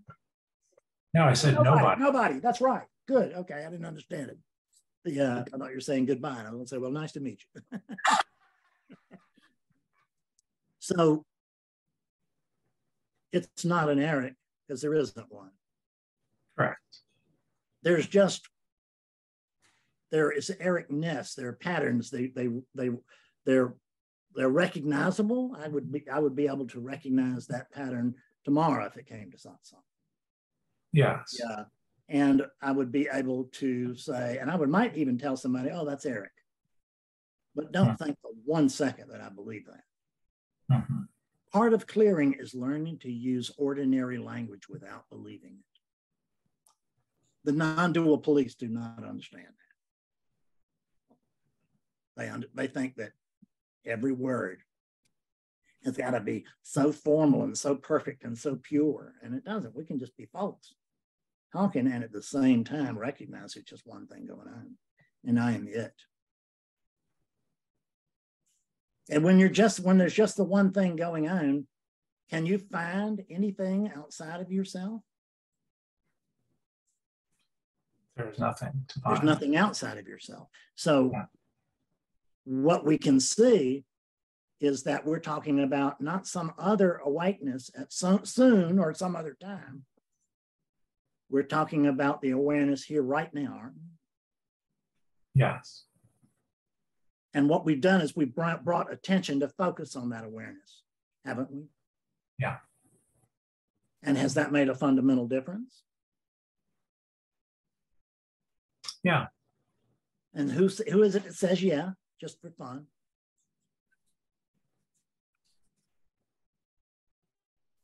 Count how many things there are and then tell me who is answering. There's only one thing. That's it. See, we just overlook this stuff. We just go right back into the story, right back into the brain. What I want to do is teach you how to become alert to that movement, because it's an automated movement. That would be incredibly helpful. Well, this should have been incredibly helpful if that's your goal. It does. Okay, that's good. I'm glad to hear it. Yeah. We will come to see us. We're at Satsang tomorrow. If you write Betsy, we'll send you a free link for it. Thank you very much, Fred. Yeah. Oh, no, don't write Betsy. Write support@awakeningclaritynow.com. Betsy got it a little wrong in the beginning. Always write support@awakeningclaritynow. Support Awakening Clarity Now, please. Because if you do that, then it will go to an assistant. And if you don't, it will end up in my mailbox, which I will have to, then transfer some to Betsy or send it on to somebody or whatever, which is fine, except for the fact that if I can avoid it, that'll be just as good. Great. All right. Thank you very much, Fred. You bet. Lynn, come on up. And Lynn, you'll need to unmute yourself. And Eric, you will need to mute your mic, please. Lynn is Irv, your buddy Irv. Hey, my God. Hey, how are you? I'm doing terrific. Good, I'm glad to hear it. You need a booster shot every once in a while. This is the booster shot. That's right. Well, you can do without it, but you can, but would you stay clear, do you think? No. It's actually, booster shots are generally speaking required. Because, see, when I woke up, I had been a Fred Davis for 52 years. And suddenly, other than one little blip, and suddenly, I recognized there is no Fred Davis. There's only this awakeness, which is a verb. And you can see the verbness of it. Everything is moving right through. It's on a conveyor belt, isn't it? The content of awakeness or awareness is exactly like the weather. Comes in, we experience and goes out. It was storming like crazy here earlier today, and it's not even raining right now. It moved out because it always does. The lousy weather moves out, but the good weather moves out too. It's so frustrating because I want everything. I just want the good part. I want the good part of this stick. I just want a one-ended stick, and I want to make sure I've got the good part. Do you understand that? Absolutely. That's good. Okay. Right here too. So I'm gonna since you. So have you got your booster shot? Yes, I have. So who are you? No one. Very good. Very good. I'll see you later, Irv. All right. Thank you, Fred. Yeah. Okay. So now we're up to Keith. Come on, Keith. Hello. Hey, how are you? Pleasure to meet you. First time to have met you. Pleasure to meet you. I want what the last guy was having. That's right. Yeah, that's right. Exactly. And it is freely available. That's the amazing thing, is that it's freely available to you. And there is nothing that can actually stop that other than your belief that there is something that could stop that. Uh-oh. I guess there is. I don't know. So that's what we're talking about is your beliefs, aren't we? No, because I was like you. I've been like Eckhart Tolle and all that, but I haven't had any awakening experience yet that I know of. And I've been listening to these other talks and sort of trying to wrap my head around it and realizing that I shouldn't be trying to you wrap can't my head wrap your heads around it. Would you quit trying? Yeah. If you didn't understand this, let me ask you a question. If you didn't already know what this was, and let's just pretend that what you know is false, how about everything that you know is wrong? Everything you know is backwards, because this is the backwards teaching, because everything works backwards in spirituality, but we don't know it. So we come here trying to wake up Keith. Yeah. Keith's kind of frustrated. He's been with Eckhart a long time, and it's been nice, and my life's more pleasant. But where's that damn awakening I keep hearing about? Exactly. But why not me? I get it. I get it completely. I felt exactly the same way. So, and by the way, everybody, Randy will be the last person that I'll talk to today, but I will go through, if I can make quick work of it, I'll go through everybody. So, so Keith, you saw me just working with somebody, didn't you? Yes, yes. Yeah. Did he discover some guy that needed to wake up? Was that his discovery? What? Did a guy over there wake up? I think so. I don't know. Doesn't it? Yeah. What were he and I talking about? Were we talking about I was going to wake that character up? I'm talking about there's only one of us, but yeah. So and that couldn't include you, is that right? Well, there's only one of us. So there's plus everything me. in the universe, and then there's you, is that right? Exactly. That's and it. You're going to stay on your little journey to oneness, is that correct? So how are you going to pull that off now that you know what's true? The math of one is all you really need, but until you need more. But okay. it's the corner that you can peel back to get a grip on everything. So now that that package opens perfectly because you got the corner just right. So when people come to me and they say, Fred, I understand this intellectually, it's just not my experience. Exactly. Is that ever true? Is that what you would say? Well, yeah, I would. I guess I've read a lot of concepts about it, but I don't have the experience. Oh, I see. So when you say you don't have the experience, you're talking about Keith, isn't that right? Yes. But I thought there was no Keith.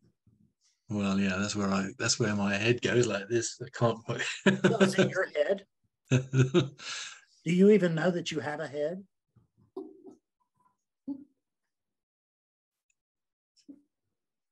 I mean, what is it I'm touching? Feels like there's a head there. Oh, within relativity, it's a head. I'm just saying it's not yours. Huh.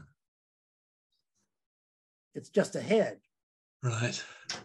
I need to get a head. You don't have a head. That's why you don't have any weight. If you had a head, we could say how tall you are. Isn't that right? Right. Or if you need to mute your... yeah, people need to mute mics. Jumping all over them. Yeah, right. So,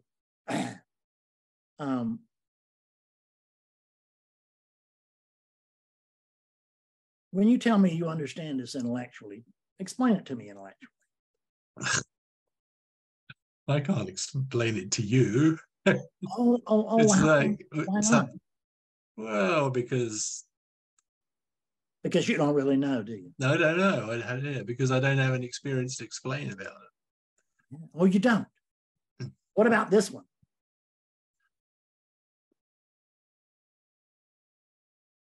Well, I still feel like I'm here and you're there and I'm talking to you on the computer. I don't. Who is that? Who is it that feels like you're there? Is there a you're there? Can you prove to me that there's a Keith? Well, like the other people, there's a body here. There's a body there. Yes. You know absolutely positively that it is a Keith? Or do you just notice that you've always believed that? That, yes, that. So you believe that it's true, that right. That body really is a Keith, right. But you're hearing that it's not. And that is leaving Keith confused but there's exactly. It can't leave a Keith confused because there isn't one. Mm. What is happening is, have you had glimpses at all?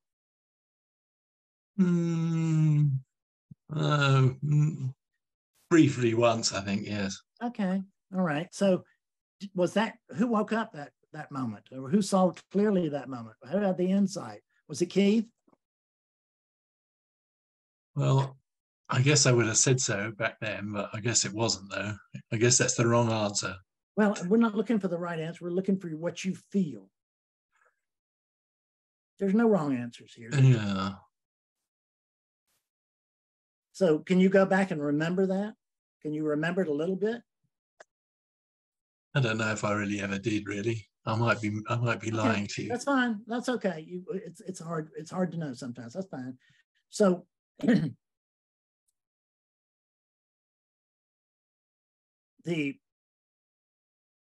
when you say that you don't get it, that you don't quite understand, is that right?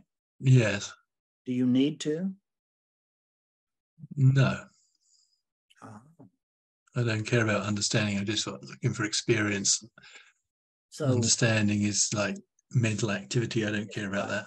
Yeah, and there can be the understanding with a capital U, but that's not about understanding. That's not about putting all things together with knowledge. So let's just leave knowledge. What if we left everything that you know about non-duality by the side of the road, which is where it belongs? Okay. Just for this session. Thank you very much. Now, who are you?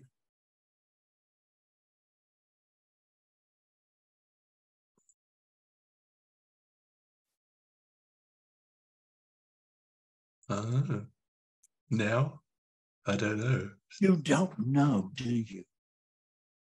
So you've been taught that there is a Keith here who is missing something. Yes, right? yes, yes. But you don't actually know what you are. And you don't know what you are because I think you might have just noticed that what you are is actually, isn't it prior to language? Yes, yes. It's unspeakable. I didn't, yeah. Yeah, right. Exactly. Yeah. Yeah. So if you don't introduce language, have you any idea what's going on here? I guess not. Yeah, I guess not or no not. I don't let these little wormy half answers in. They don't work here. No, I don't know what's going on here. No. Thank you. So do you even know who it is that doesn't know what's going on here?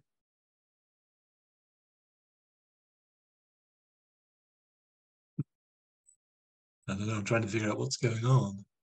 But you can't figure it out. No, I can't figure it out. You can't figure it out. So if you just leave it a mystery,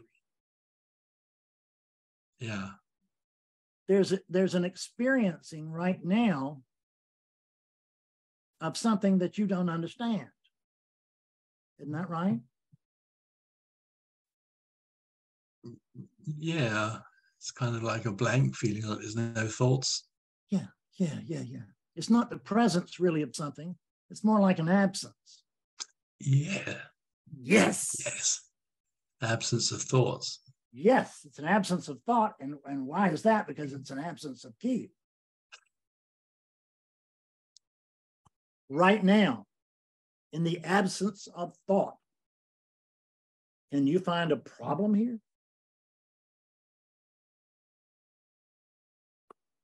I'm sure I could make one up, but no. Yeah, of course we could make one up, but that's not what we came here for, is it?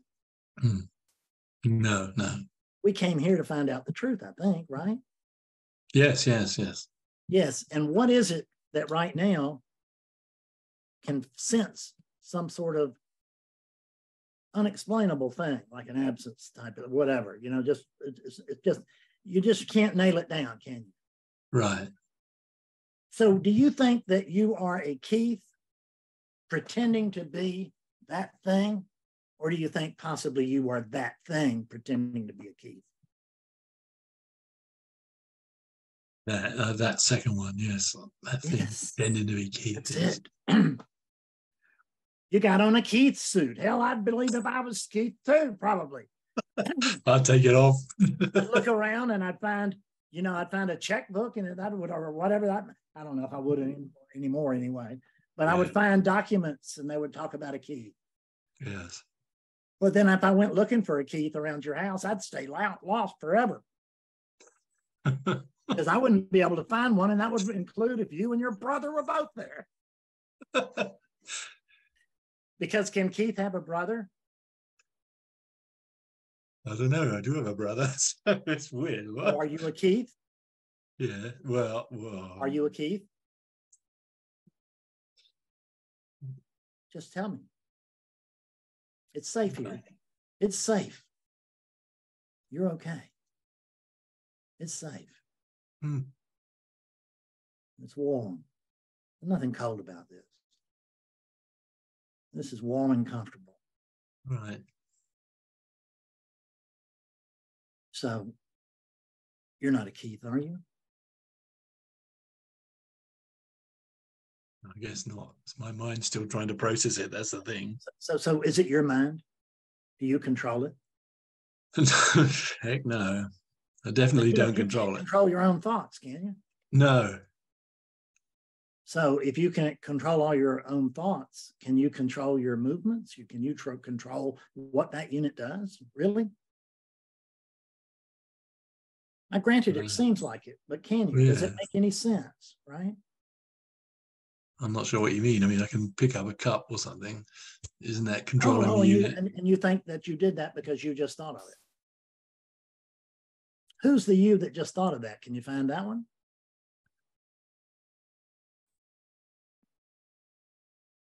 Or did that just happen? I don't know now. Well, you have to be willing to tell yourself the truth. That's the one law here. Oh, is it? You have to be willing to tell yourself the truth when you're introduced to it. I can't make you take it. So you have to accept what you've already seen. I mean, it felt like I was back in my body saying, I want to pick up this cup. Yeah, right, exactly. So when it felt like you were back in your body, do you realize that that's horseshit? You're not in that. Are you inside that body? Or you're just funny. Huh? You're funny. Eckhart Tolle doesn't talk like that. No, and I thought when I did that I just could never be a teacher because I could listen to the first video I ever cut. I got this Southern hick and I went, oh my God, I don't sound anything like Eckhart.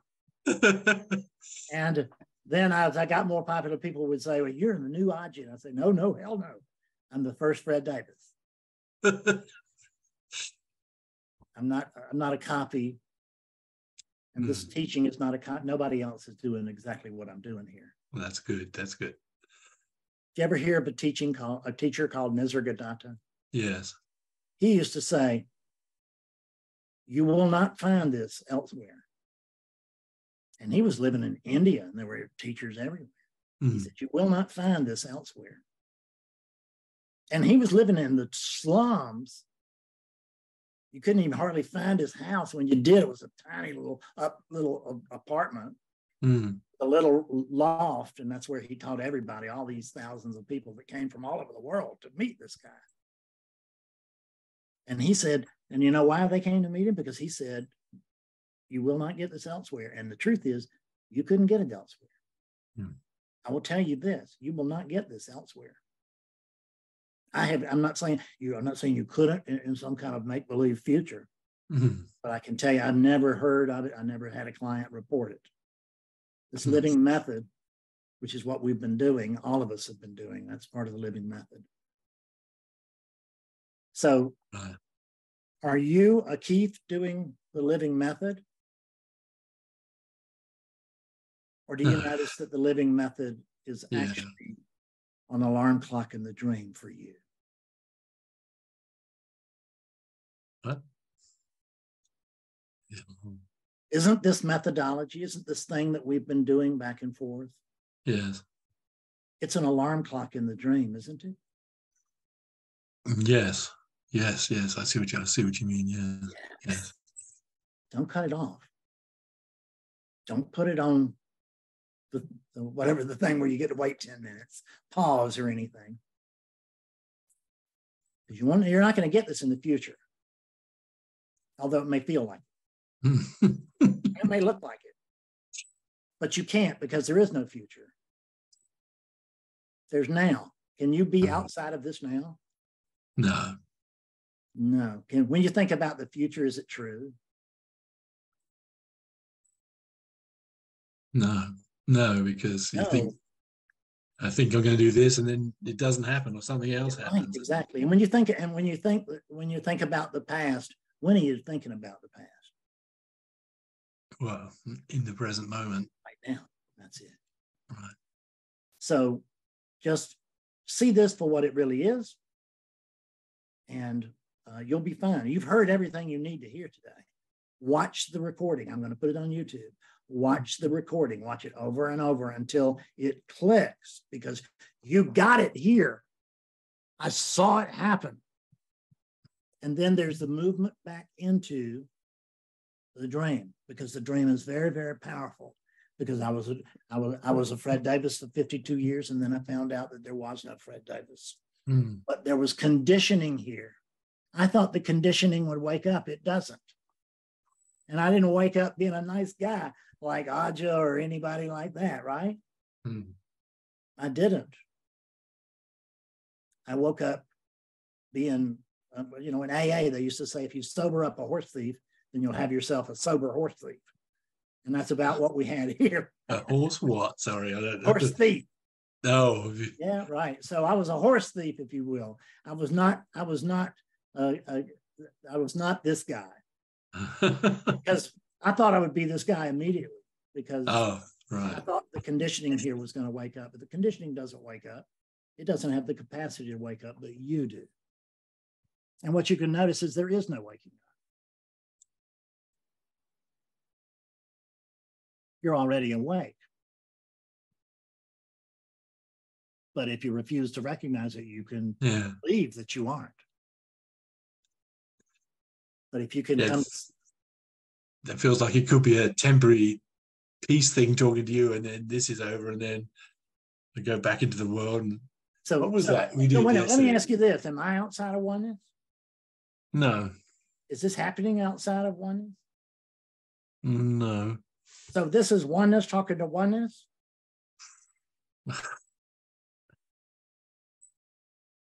Yes, I guess so. Well, yes. Yes, it is. Am I going to drop you, oneness? Well, no. When we hang up the phone, is there suddenly clouds going to roll in? We know that? Or are you just telling yourself, you getting prepared to go unconscious again? Yes, exactly. That's it. I'm practicing. Right. God. So you got to practice. You can practice that if you want, but I'm not going to do it with you. Hamza, come on in. Thank you. You're very welcome. Hello there. Hello there. How are you? I'm pretty good. How about you? Very well. First, thank you so much for what you're doing. I mean, I really appreciate what you're doing, and would like first to say to feel free to be as I'm lost for words now, but maybe as aggressive as you want. I mean, don't hesitate to say things however it comes to you. I don't mind,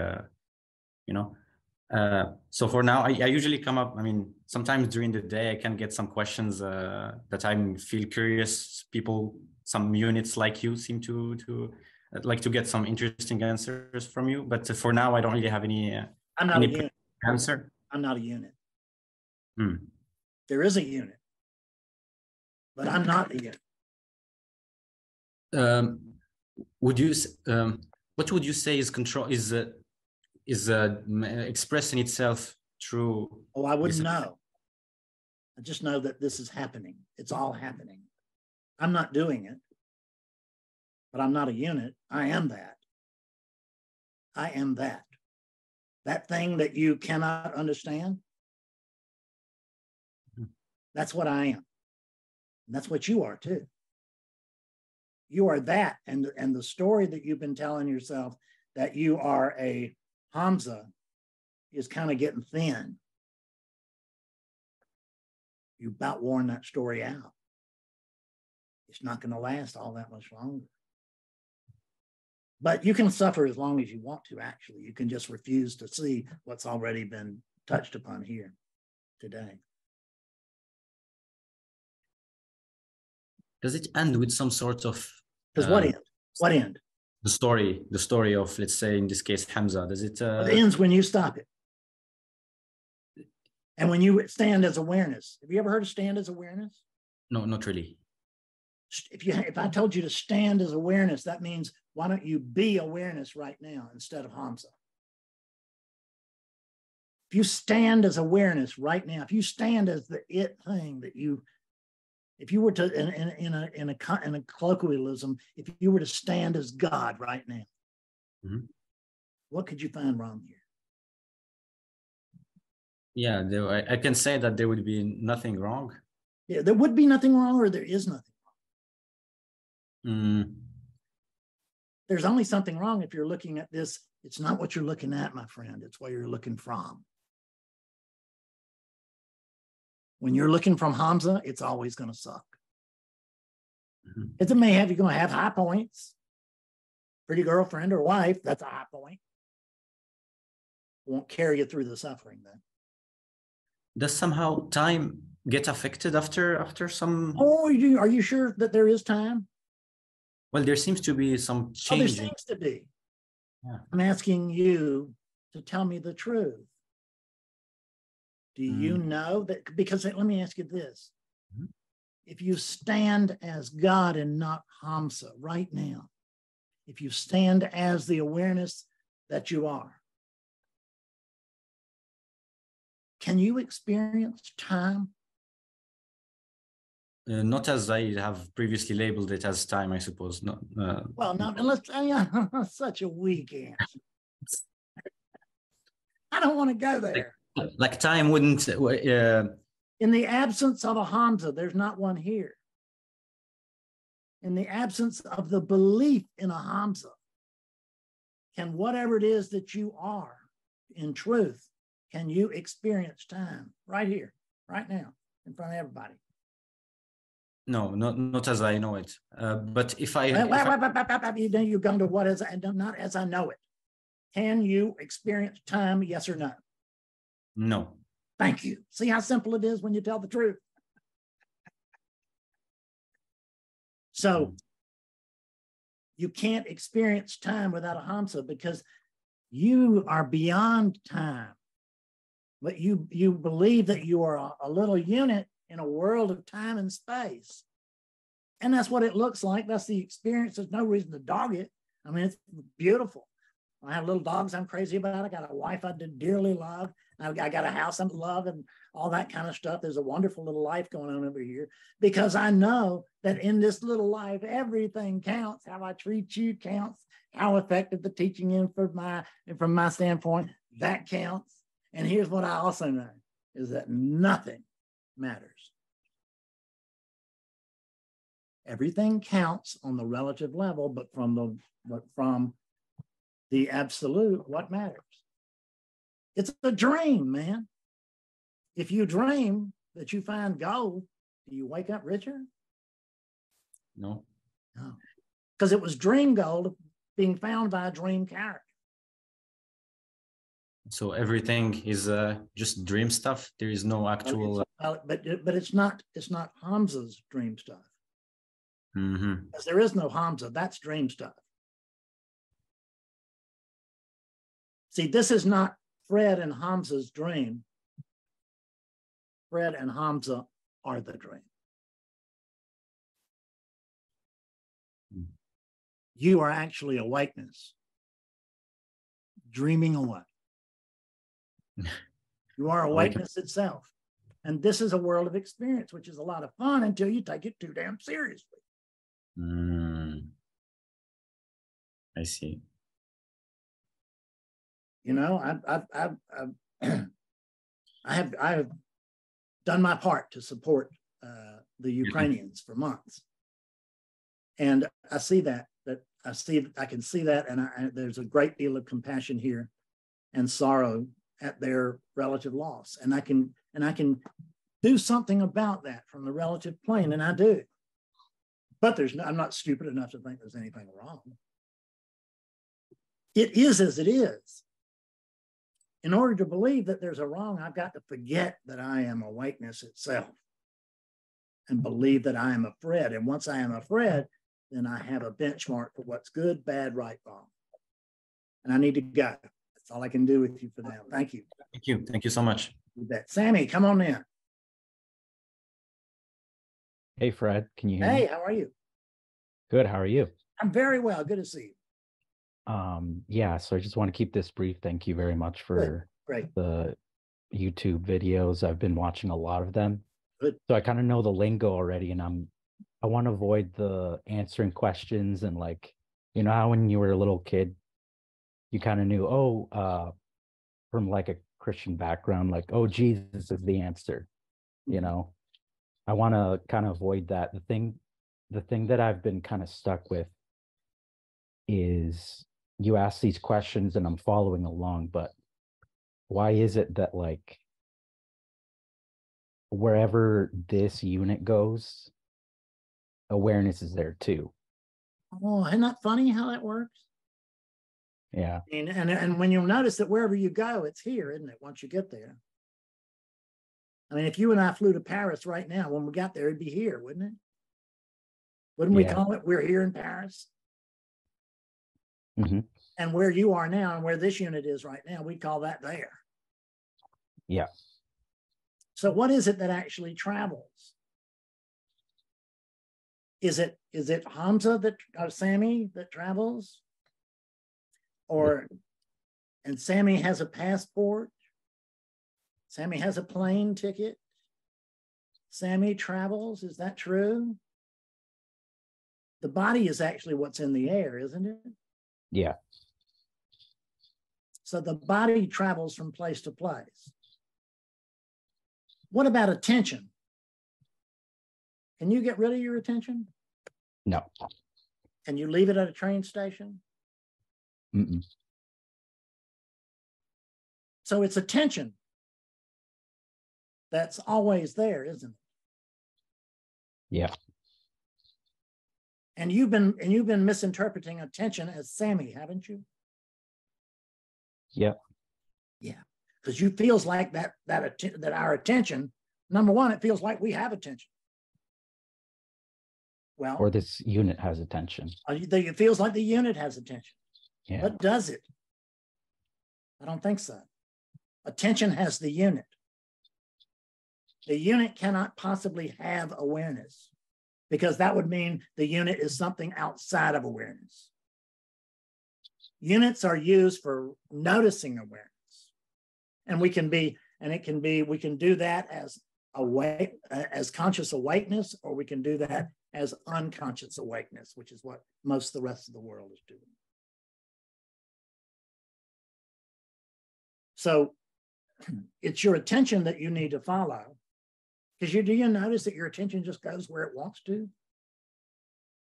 It feels like you can direct it if you lose your keys. Go look for the keys, but you don't even have to say it. It'll just do it, doesn't it? Oh, I've lost my keys. What happens? Attention starts looking for the keys. That's your finder.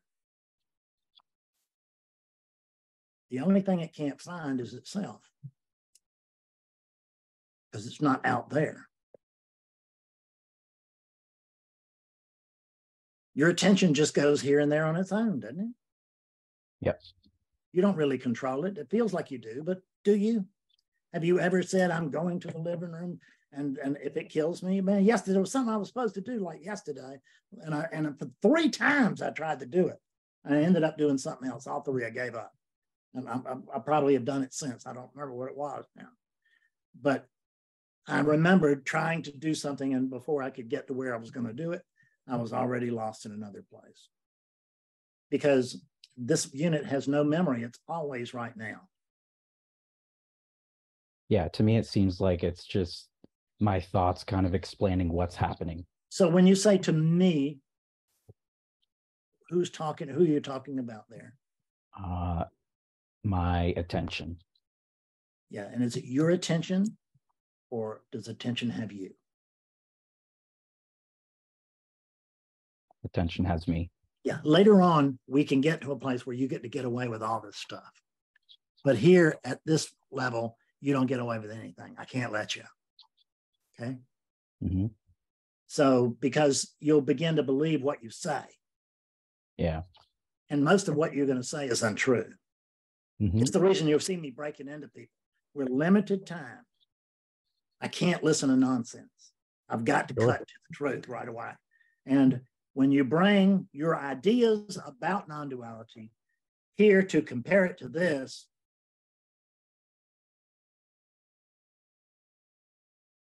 you're no longer interested in what is, you're interested in what you think about what is. And I have to go. Randy, come in. You're it. Hello, Fred. Hello. Hey. How are you? I'm okay, I think. Probably okay. I didn't really have a question, but I threw my hand into the bucket and surprised that you made it to me. I found something that would at least be fun to explore. The sense of a question arising, I would compare it to like having an itch, and I learned to feel the actual sense of that itch, and the feeling of that sense, regardless of the words, is kind of like the scratching that itch. It's like the same thing, and that's been pretty cool. It's like I haven't needed an external whatever, but I have noticed that it creates a sense of like progressive, like, oh, I just got to keep scratching this itch, and I can follow like a thread and it leads somewhere, and there's like a background sense of like a main scratch that can get the main itch. And it's like the same kind of dynamic of seeking going on there, I would assume. And yeah, that. So I don't have a question, but it's like that sense of questions arising and then constantly not itching. the sense of the question that's actually important. That can be an important skill to have. But what I want to know is who has that sense? It registers in the body, I would say, or the energy. Are you the body? Say what? Are you the body? Probably not, but it kind of feels like Probably not. Probably not. I mean, you come here with all these, I register and I don't have any itches and this and that. That sounds like very lofty talk for a guy who doesn't know what he is, who he is. There's a body. Where's Randy? Associated and identified with the body. So can something that doesn't exist be associated and identified with a body? That's just thought. Yeah. That's just a wheel of thought. Do you notice that? No. The thing that you have to do when you come here, the only thing we have to recognize, the only thing that we have to see that we have not understood up to now is that there's only this. There's no one to see this. There's no one to understand this. There's no one to get this. And there's no understanding this. And when you come out with what you're doing, I understand it. And I'm not picking on you about it. I'm just saying that that's a lofty line so that you can feel very good about yourself. But maybe there's something else that we're actually doing here. Maybe what we're doing isn't that at all. That would be a good thing. Huh? That would be a good thing. Yes, well, and that's the truth of it. What you're doing there, that's an intellectual exercise, and it's a good one. I have no problem with it. And I'm not even saying that it's not fundamentally true. What I'm saying is you don't know who it is that knows that it's fundamentally true or not, or untrue. And that's what has to happen. It's not what you know. It's what you don't know. The only way that you can get this is through unknowing what you know. After Beyond Recovery, my first book was the book of undoing. The next one was the book of what the hell lost? Let's see. The book of unknowing was the second one. And the book of Unknowing, book of Undoing, book of Unknowing, and the book of Unfolding, or something like that. It was all about it wasn't about learn this, it was about forget this. Mm-hmm. So what I'm trying to do here with everybody in the room and everybody all day is I'm trying to unteach you what you think you already know. The sense of addressing my own questions as they arrive feels like an unraveling of the known. It feels like it does move in that direction, almost like it's towards the unknown. It's fine. Who's it feel like that to? Oh, me. And well, who's me? Yeah, don't know. I don't have enough time to go through that. No, Connie, you can have one word one sentence if you want. Anything in particular? Because I had said that Randy was the last one. Oh, yeah. I'd like to know about, is there actually suffering in the world? And you just said that you donated to Ukraine. There is suffering. There is suffering. I've done my share of it, I hope. Yeah, I have too. Yes, there's suffering in the world, and this is not a fix for pain. I've had a pretty bad disease here for about 2.5 years and been in tremendous pain. The pain continues, but I've never had an argument with it. I've never felt like I shouldn't be ill. That's where that's where suffering comes from, is when we believe that this shouldn't be happening. It shouldn't be happening to me.